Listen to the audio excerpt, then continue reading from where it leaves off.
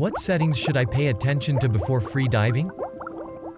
First, make sure you know whether you are free diving in a deep water swimming pool or the ocean. Number 1. Water type. Press the Start button. Select Apnea in the menu. Press the Down button to open your dive profile. There are fresh, salt, and custom options to choose from. Extreme examples, such as the water density found diving in the Dead Sea, are completely different from the density found in general seawater. Number 2. Alert. Under what circumstances would you like your diving watch to alert you?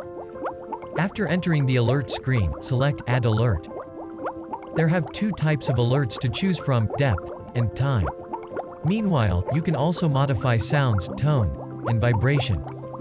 Of course, you can set more than one alert. Number 3. Apnea Surf. Alert. Free diving is a sport that challenges your limits.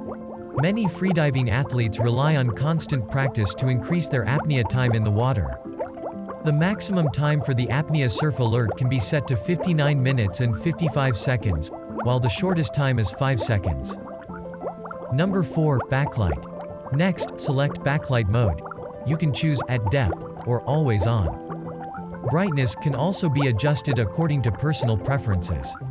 The screen brightness will affect battery consumption. Number 5. Heart rate.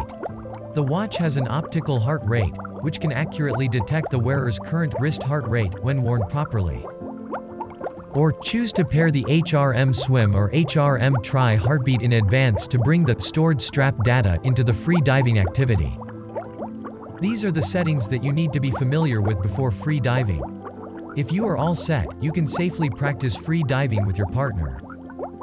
For more help, please go to support.garmin.com.